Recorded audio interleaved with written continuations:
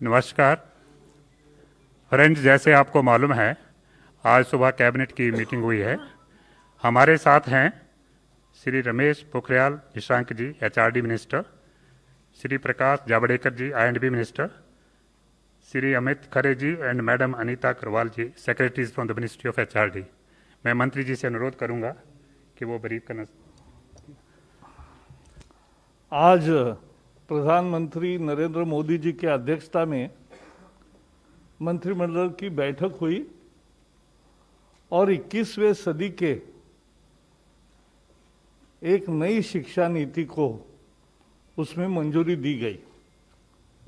यह बेहद महत्वपूर्ण है क्योंकि 34 साल से शिक्षा नीति में परिवर्तन नहीं हुआ था और इसलिए आज का ये जो परिवर्तन है और जो नई शिक्षा नीति है, मुझे विश्वास है कि पूरा समाज और सभी देशवासी इसका स्वागत करेंगे और दुनिया के शिक्षाविद भी इसको निश्चित रूप से सराहना करेंगे।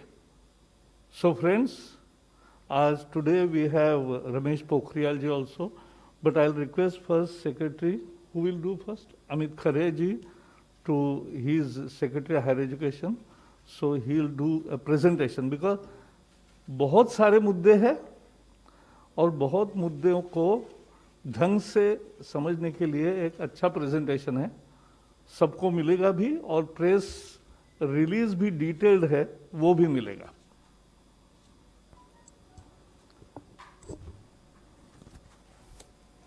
माननीय मंत्री श्री प्रकाश जावड़ेकर जी, माननीय मंत्री श्री रमेश पोखरियाल निशंक जी, मेरे सहकर्मी सचिव स्कूल शिक्षा एवं साक्षरता अनीता करवल जी, प्रेस एवं मीडिया के सभी बंधुओं, जैसा माननीय मंत्री जी ने बताया, आज ऐतिहासिक दिन है।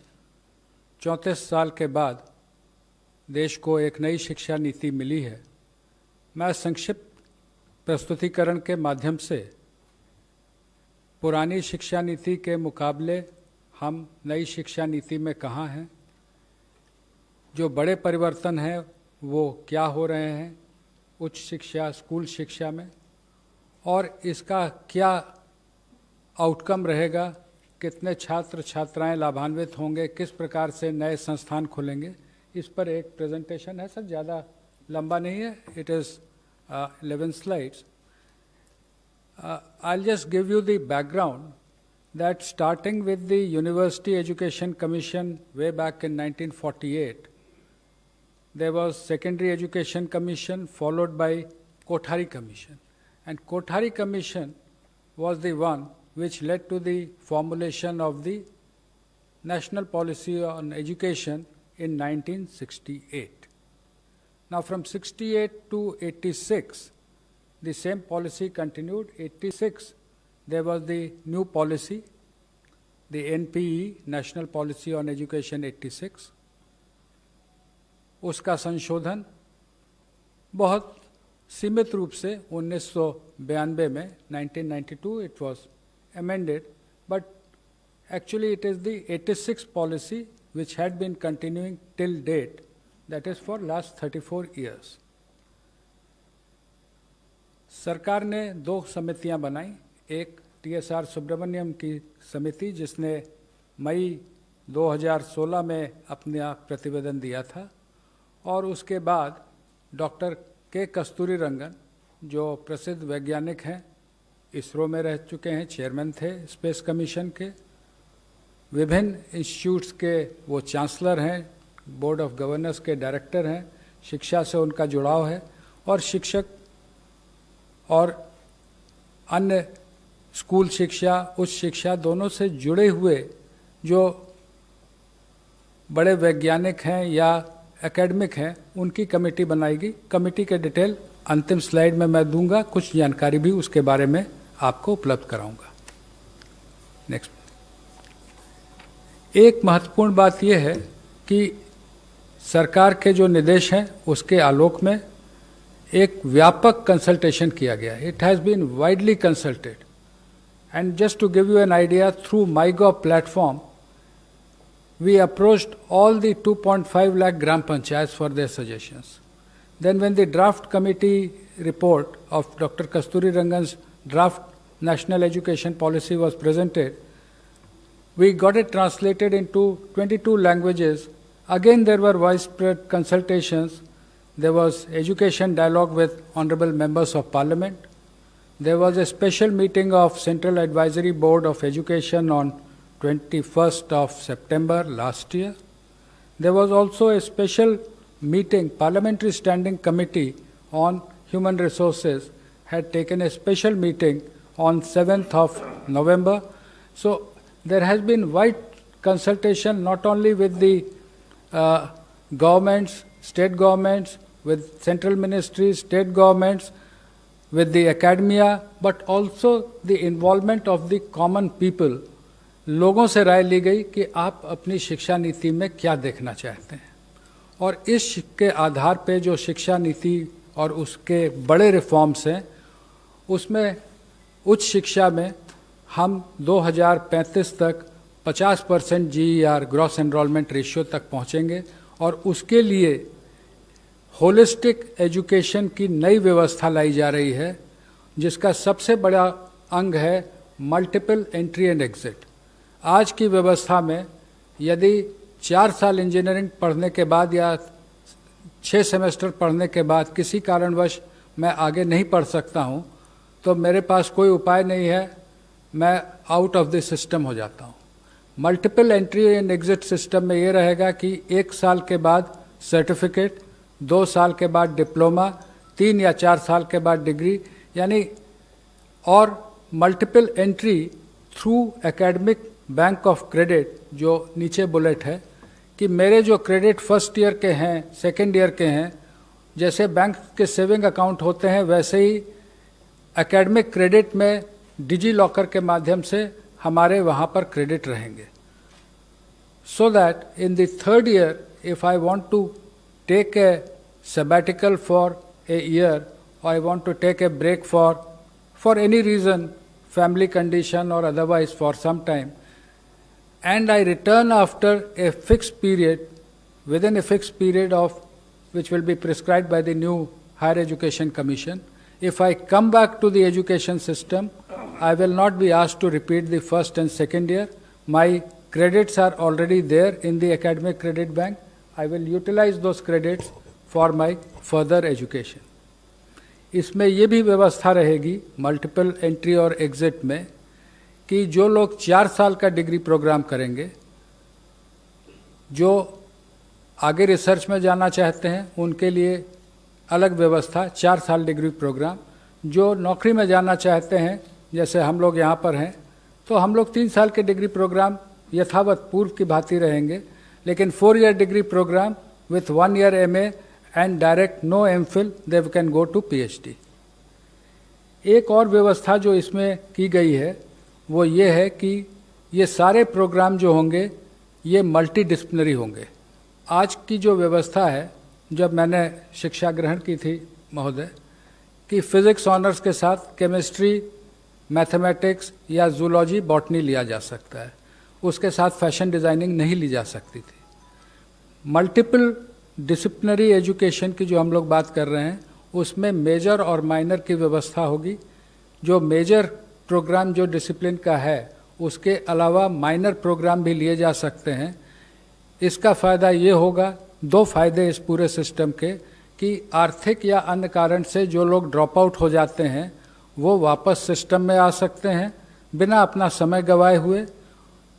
दूसरा कि जो अलग अलग विषयों में रुचि रखते हैं, बहुत से फिजिसिस्ट होते हैं जो कि म्यूज़िक में रुचि रखते हैं, लेकिन उसके लिए फॉर्मल उनको कोई व्यवस्था नहीं रहती है. नई व्यवस्था में मेजर और माइनर्स के माध्यम से ये व्यवस्था रहेगी कि व्यक्ति मल्टी डिसिप्लिनरी वेल राउंडेड अपने इंटरेस्ट के हिसाब से इंजीनियरिंग और म्यूज़िक अगर सीखना चाहता है, अगर वहाँ संस्थानों को मल्टी डिसिप्लिनरी बनाया जाएगा, यूनिवर्सिटीज़ को मल्टी डिसिप्लिनरी बनाया जाएगा, वहाँ वो शिक्षा ले सकता है. Next please. Graded autonomy of autonomous colleges, ये आप में से प्रायः बहुत लोग अवगत होंगे कि हमारे देश में लगभग 45,000 कॉलेजेस हैं जिनको हम संबद्धता प्राप्त एफिलिएटेड कॉलेजेस कहते हैं। किसी किसी विश्वविद्यालय में तो इनकी संख्या 800 तक पहुंच गई, जिसके कारण न केवल गुणवत्ता में गिरावट आती है बल्कि विश्वविद्यालय परीक्षा केंद्र ही बने रहते हैं, लगातार वहाँ परीक्षा चलती रहती है। ग्रेडेड ऑटोनॉमी की व्यवस्था ये होगी कि उनके एक्रेडिटेशन स्टेटस के आधार पर A+, A, B, उनको अलग अलग एडमिनिस्ट्रेटिव और एकेडमिक ऑटोनॉमी और फाइनेंशियल ऑटोनॉमी कॉलेजेस को दी जाएगी। जो A+ हैं वो ज़्यादा ऑटोनॉमी पाएंगे, A वाले उससे कम, और B ग्रेड में जो रहेंगे उनको कहा जाएगा कि आप अपने आप में सुधार लाएं, तब आपको आगे इसमें व्यवस्था की जाएगी।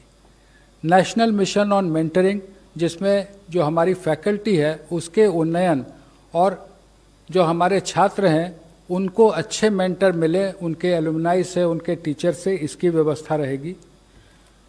आज के दिन में as of today we have UGC, AICTE and National Council for Teacher Education. They will be single regulator for higher education. एक रेगुलेटर रहेगा जो कि सारे एजुकेशन, हायर एजुकेशन को एक ही रेगुलेटर देखेगा। उसमें अलग अलग एक्रेडिटेशन के लिए, अप्रूवल्स के लिए, फाइनेंसिंग के लिए अलग अलग वर्टिकल रहेंगे, लेकिन एक रेगुलेटर रहेगा। और वो regulator self disclosure based, online self disclosure based transparent system पे काम करेगा।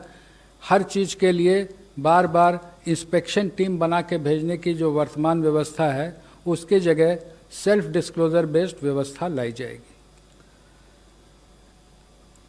As on date, we have different norms for deemed universities, for the central universities, for different individual standalone institutions. The new policy says that for reasons of quality, norms will be same and not as per the ownership. चाहे वो deemed university हो या केंद्रीय विश्वविद्यालय हो या राज्य विश्वविद्यालय हो, शिक्षा के जो स्टैंडर्ड्स होंगे वो सबके लिए कॉमन होंगे। फी फिक्सेशन पर भी समिति ने जो रिकमेंडेशन की थी उसका विस्तृत उल्लेख पॉलिसी में किया गया है। ब्रॉड रेगुलेटरी फ्रेमवर्क के अधीन फी पर कैप रखा जाएगा। पब्लिक और प्राइवेट दोनों और फिलैंथ्रोपिक पार्टनरशिप भी रहेंगी, लेकिन जैसे मैंने कहा फी फिक्सेशन पर के लिए भी इस पॉलिसी में व्यवस्था की गई है। और जो शुरू से हमारा लक्ष्य रखा है कि जीडीपी का 6% शिक्षा के क्षेत्र में व्यय होना चाहिए। अभी as on date it is around 4.43%, including the state government, centre and the state government. That we will work together, that is the central government, state governments will work together to achieve 6%. National research foundation, USA में national science foundation के बारे में आप में से बहुत लोगों ने सुना होगा, उसके बारे में पढ़ा होगा कि वहाँ के रिसर्च प्रोजेक्ट्स जो होते हैं वो फाउंडेशन एनएसएफ के माध्यम से स्पॉन्सर होते हैं। हमने उसको थोड़ा सा सरकार ने विस्तृत करके नेशनल रिसर्च फाउंडेशन, इसमें न केवल साइंस बल्कि सोशल साइंस भी शामिल होगा। और ये नेशनल रिसर्च फाउंडेशन जो बड़े प्रोजेक्ट हैं उनकी फाइनेंसिंग करेगा। और इससे हम समझते हैं कि शिक्षा के साथ रिसर्च में जो हमको आगे आना है, जो रिसर्च, इनोवेशन, पेटेंटिंग, इसमें हम आगे बढ़ सकेंगे। शिक्षा के अंतर्राष्ट्रीयकरण के बारे में पॉलिसी ने विस्तार से चैप्टर 12 में उल्लेख किया है। और उल्लेख ये है कि हम अपने देश के शिक्षा को, कि उच्च शिक्षा को इस स्तर का बनाएंगे कि बाहर के विद्यार्थी हमारे साथ आएँ और जो एक्सचेंज होते हैं वो देश के उच्च शिक्षण संस्थानों और विदेश के हाई रैंकिंग उच्च शिक्षण संस्थानों के बीच हों। स्टैंड अलोन जो हमारे इंस्टीट्यूशंस हैं उनको मल्टीडिसिप्लिनरी बनाने की ओर हम बढ़ेंगे। टेक्नोलॉजी का व्यापक उपयोग ड्राफ्ट पॉलिसी में भी उल्लेखित था। कोविड के कारण पूर्व से ही व्यापक उपयोग होने लगा है। पॉलिसी में लिखा है कि टेक्नोलॉजी का व्यापक उपयोग होगा विथ इक्विटी, यानी हम समावेशी रूप से टेक्नोलॉजी का उपयोग करेंगे, लेकिन इस प्रकार से करेंगे कि जो हमारे साथी पीछे हैं या जो आर्थिक कारणों से जिनके पास डिवाइस या कनेक्टिविटी में रुकावट है, तो हम उनको साथ लेते हुए आगे बढ़ेंगे। No child should be left behind. Technology will be used but every child will be taken on board. Indian knowledge system के बारे में जो विस्तार से चर्चा की गई है, लेकिन सभी भाषाओं पर ध्यान देते हुए जो हमारे इंस्टीट्यूट्स हैं, लैंग्वेज फैकल्टी के रिसर्च जो लैंग्वेज पे होता है, जो क्लासिकल इंस्टीट्यूट हैं जैसे क्लासिकल तमिल, क्लासिकल तेलुगु, कन्नड़, और जो CIL मैसूर है जिसमें और इंडियन लैंग्वेजेस हैं, उन सब पे ये जोर दिया जाएगा कि जो साइंटिफिक और लिटरेचर है जो अलग अलग भाषाओं का है उसको हम लोग आगे लाएं, और ट्रेडिशनल आर्ट्स, जो आर्ट्स यानी कि उसमें क्राफ्ट भी सम्मिलित हैं, लोक विद्या जिसको हम कह सकते हैं, जो पीछे कई बार हम लोग मॉडर्नाइज होने के लिए आगे बढ़ते हैं लेकिन जो हमारे लोक विद्याएँ छूट जाती हैं उनको भी हम आगे ले जाएंगे। और टेक्नोलॉजी का जैसे मैंने आपसे उल्लेख किया, यूज़ ऑफ टेक्नोलॉजी, इसमें 4 मुख्य हैं। शिक्षा की जो योजना बनेगी, education planning, teaching, learning and assessment, जो समस्याएं आज देखने को आ रही हैं विशेषकर असेसमेंट में, एग्ज़ाम्स के बारे में, टीचिंग, लर्निंग एंड असेसमेंट में हम टेक्नोलॉजी का इस प्रकार उपयोग करेंगे कि semester wise, mid semester wise ये टेक्नोलॉजी के उपयोग से 360 डिग्री असेसमेंट होगा। उसका उल्लेख जब स्कूल में आएंगे तो आप हमारे सहकर्मी करेंगी। मैंने पहले भी कहा, access to the disadvantage groups, disadvantage could be economical, disadvantage could also be due to differently abled persons, उनके बारे में भी विशेष उल्लेख है कि दिव्यांगजनों के लिए टेक्निक का और टेक्नोलॉजी का उपयोग कर हम कैसे उनको शिक्षा में आगे बढ़ाएंगे।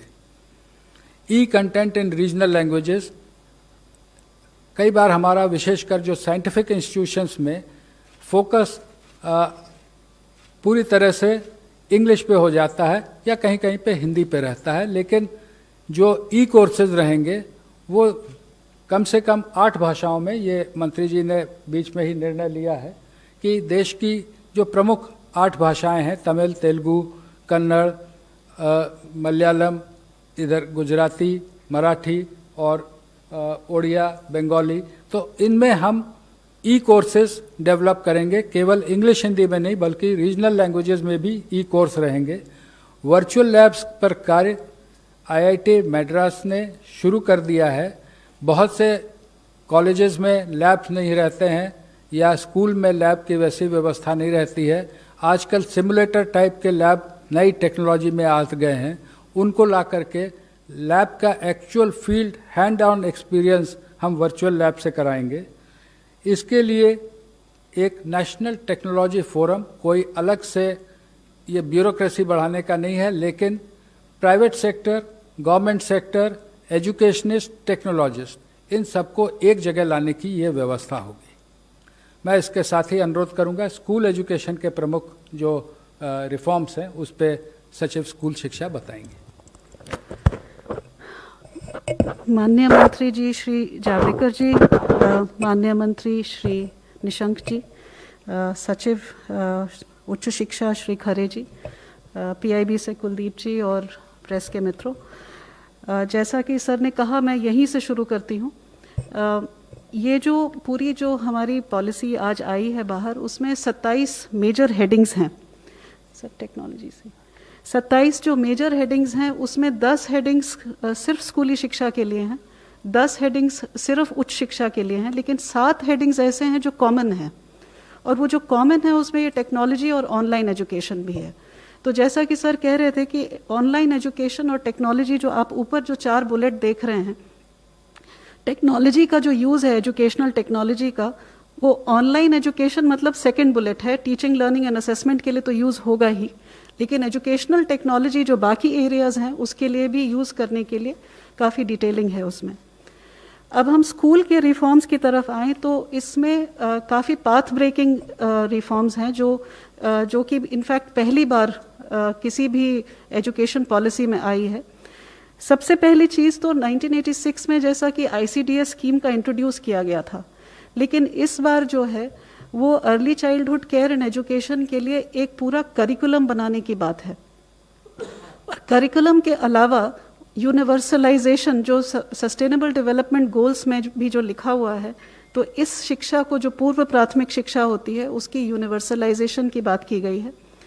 इसका जो करिकुलम है वो NCERT के द्वारा डेवलप होगा और 3 से 6 वर्ष के जो बच्चे हैं जो आंगनवाड़ी में भी पढ़ते हैं, कुछ बच्चे प्री स्कूल में भी पढ़ते हैं, उन दोनों सिस्टम्स को कंटिन्यू करके वहाँ पे एक play based, activity based, flexible, multifaceted जो करिकुलम होता है वो लागू किया जाएगा, जिसके लिए ट्रेनिंग की जाएगी।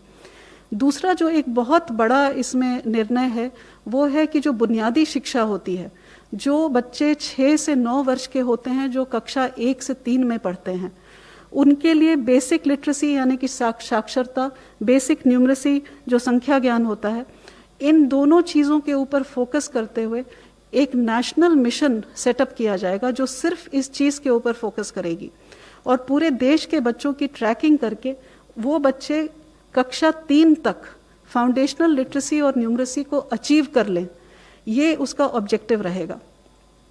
जो तीसरा बड़ा इसमें रिफॉर्म है वो है जो पाठ्यक्रम का और पढ़ाने के तरीके का जो स्ट्रक्चर है उसमें चेंज है।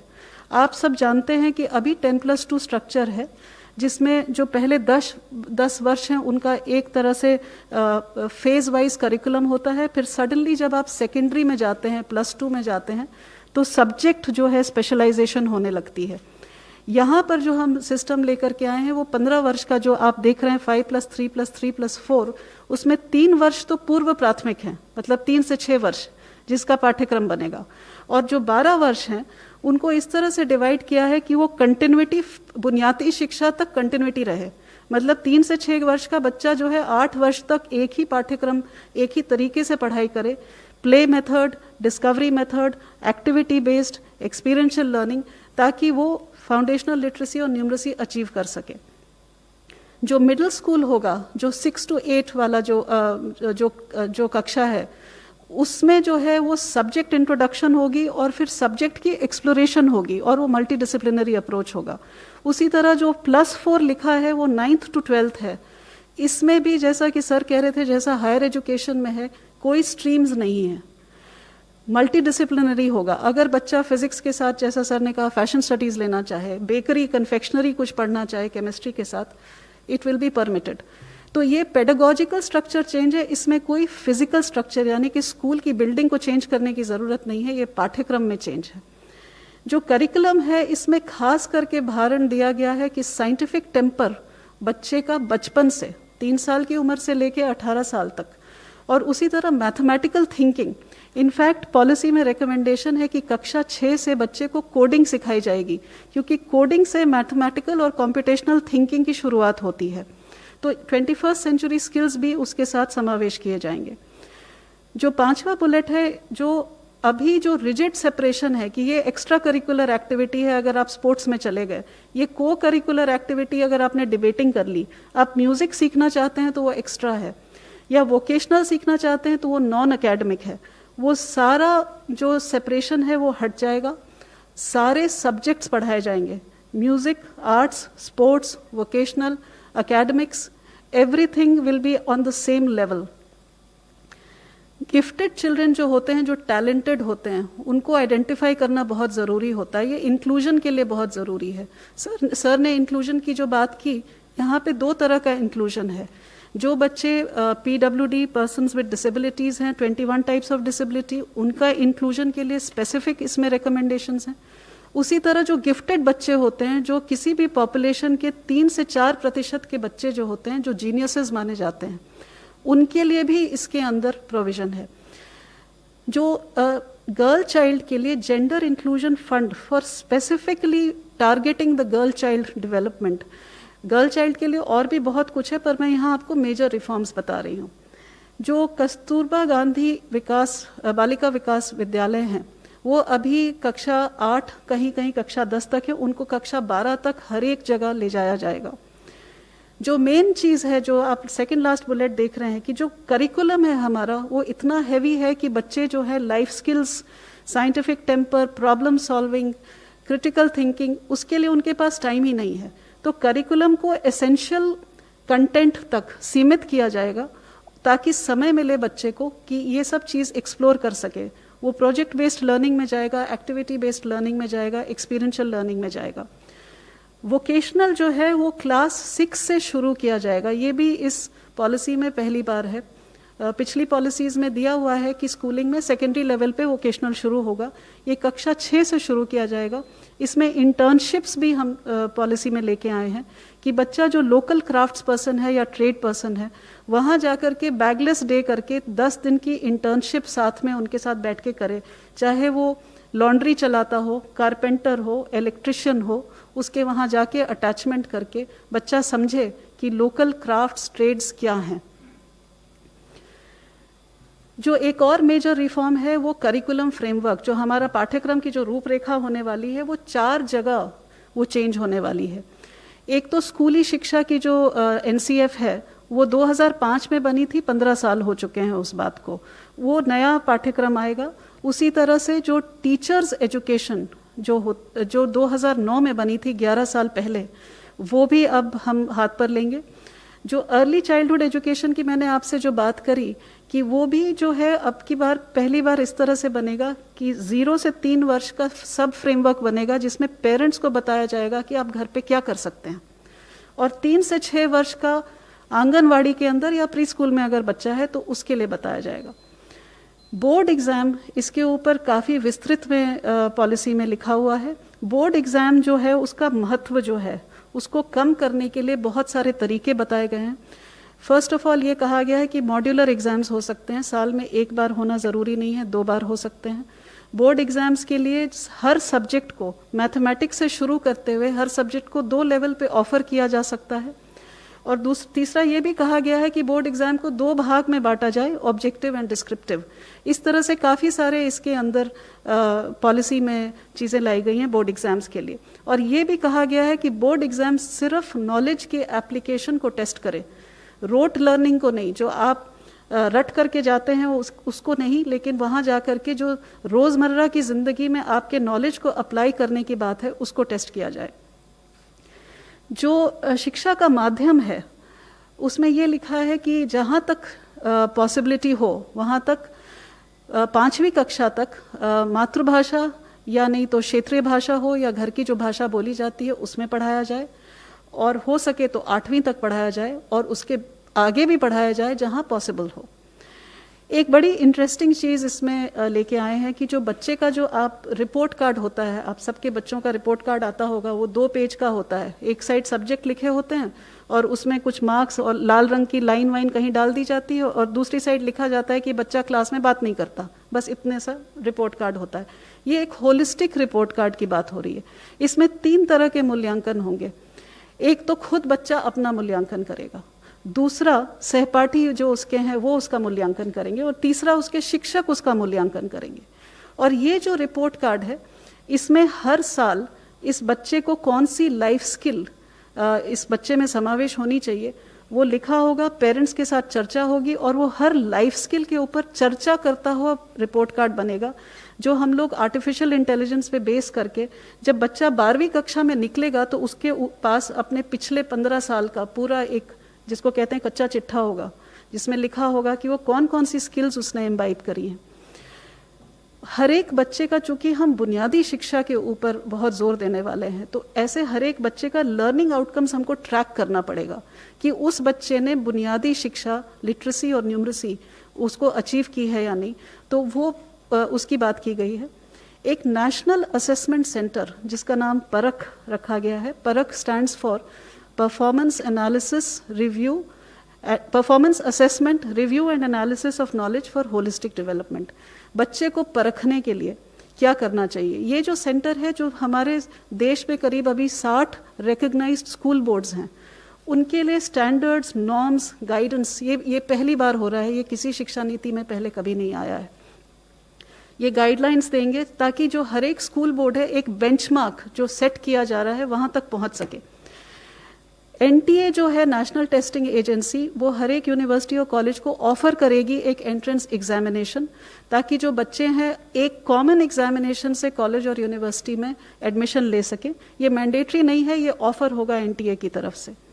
टीचर्स के लिए एक नेशनल प्रोफेशनल स्टैंडर्ड तैयार किया जाएगा, जिससे टीचर की रोल एक्सपेक्टेशन क्या है और टीचर को किस बेंचमार्क पे पहुंचना है, उसके बारे में एक स्टैंडर्ड तैयार किया जाएगा। ये एनसीईआरटी और एनसीटीई मिलकर तैयार करेंगे और ये पूरे देश में लागू होगा। बुक्स की प्रमोशन के लिए ये पढ़ना कितना ज़रूरी है, इसके ऊपर हम लोग बहुत जोर दे रहे हैं, क्योंकि बच्चा अगर पढ़ नहीं पाता है तीसरी कक्षा तक, तो वो आगे उसका पढ़ाई जो है उसकी बहुत सीमित हो जाती है। तो books, reading and promotion policy, उसी तरह डिजिटल लाइब्रेरीज के ऊपर जोर रहेगा। सर ने जैसा बताया, स्कूल्स में भी एक ट्रांसपेरेंट ऑनलाइन सिस्टम होगा सेल्फ डिस्क्लोजर का स्कूलों का, for public oversight and accountability.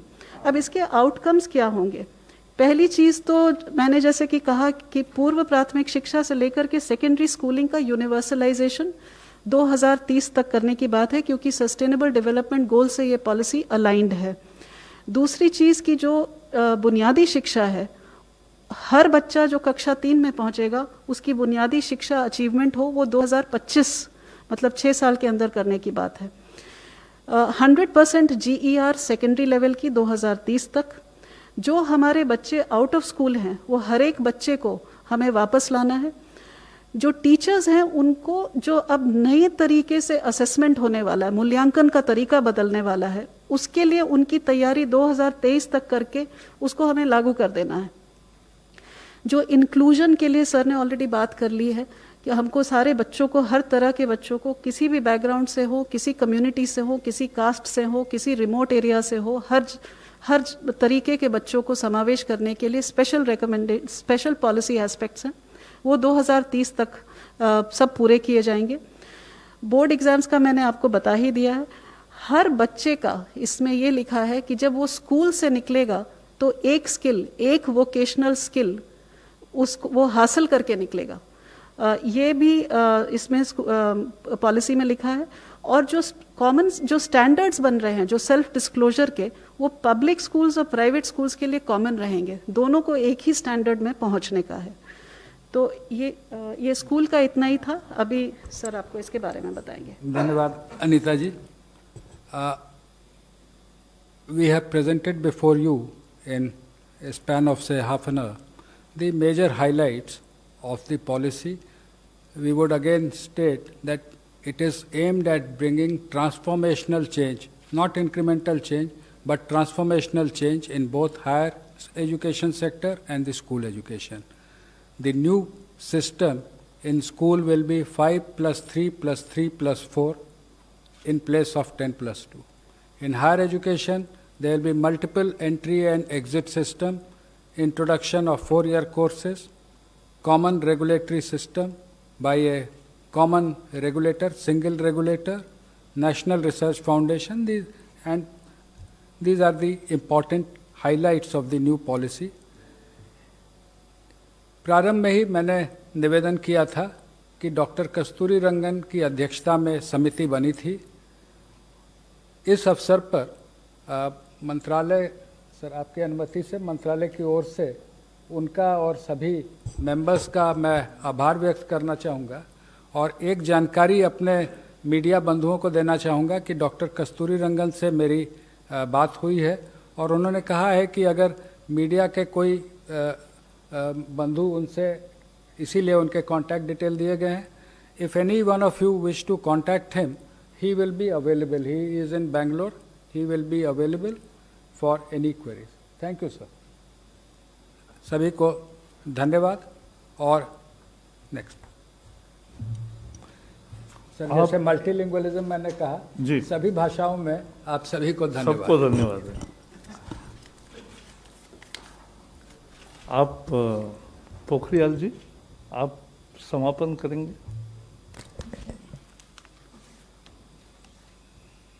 आदरणीय जावड़ेकर जी, अधिकारी वर्ग और मित्रों,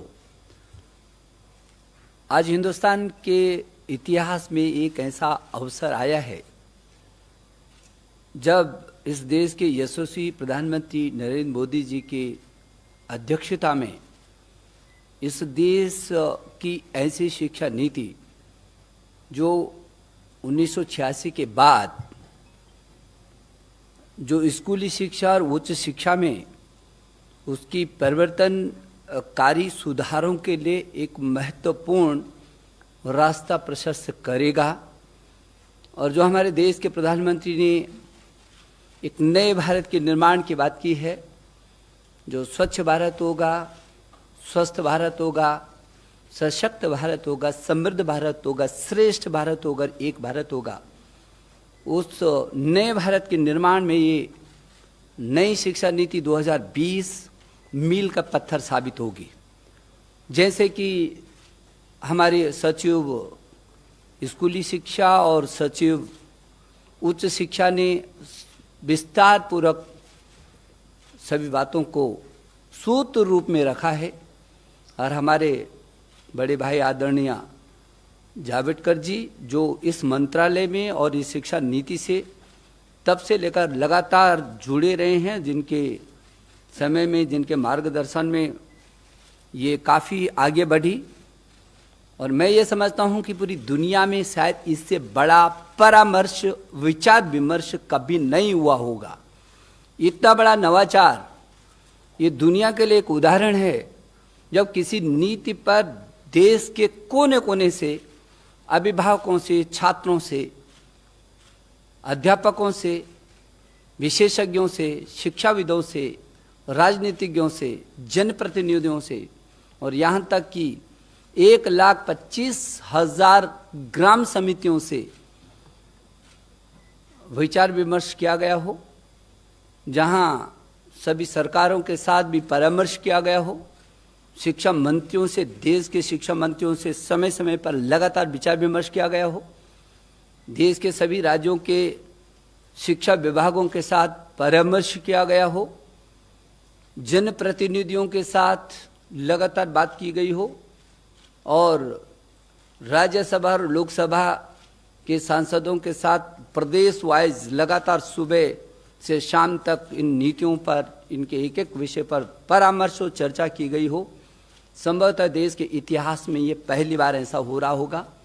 और इन लंबे रास्तों से होकर के, गुजर करके, क्योंकि ये देश की शिक्षा नीति बन रही है, शिक्षा किसी भी व्यक्ति, परिवार, समाज और राष्ट्र की आधारशिला होती है, और इसलिए व्यापक परामर्श और सब लोगों की चर्चाओं के बाद, और जब हमने इसको पब्लिक डोमेन में डाला था उसके बाद भी 2,25,000 के करीब सुझाव आए।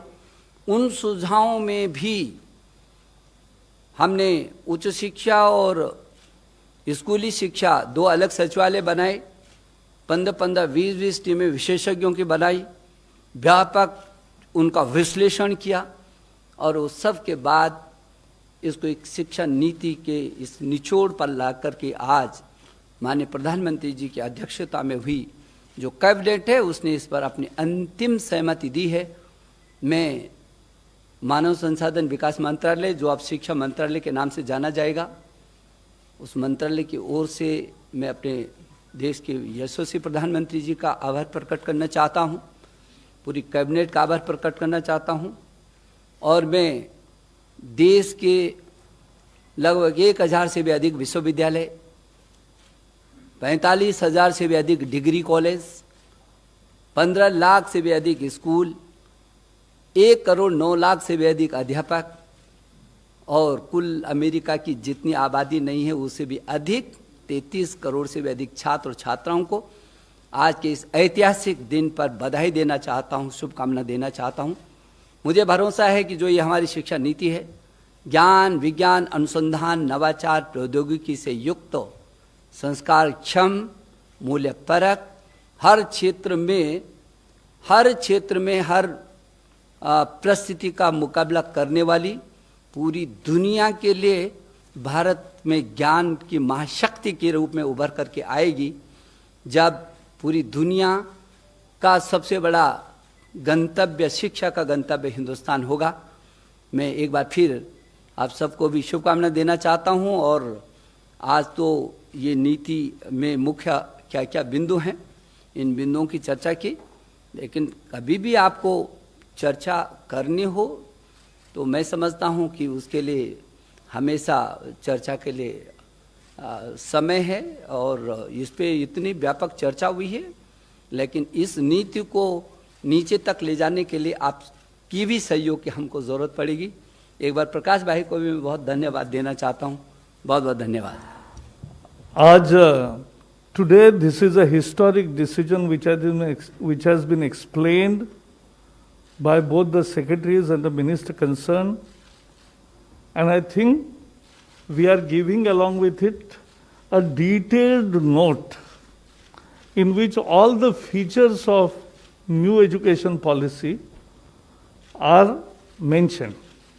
And therefore today I have a request, क्योंकि अगर सवाल पूछने को एक बार शुरू करेंगे तो हर एक को सवाल है, क्योंकि शिक्षा हर घर का विषय है, आपका भी है, और इसलिए हम एक भी प्रश्न अनुत्तरित नहीं रखना चाहते।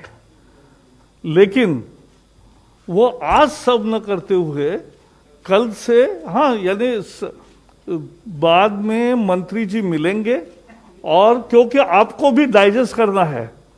और देखो, आज अगर आप सारा रिपोर्ट, सारा प्रेजेंटेशन और सभी प्रेस रिलीज सब दोगे तो पेपर में दूसरा और प्रश्नोत्तर, तो दूसरा कुछ छापने को जगह नहीं रहेगी। तो ऐसा मत करो। और इसलिए so will take questions afterwards, not today. That's a special request. Thank you. Thank you very much, sir. Thank you, sir. I will, Friends. we are meeting.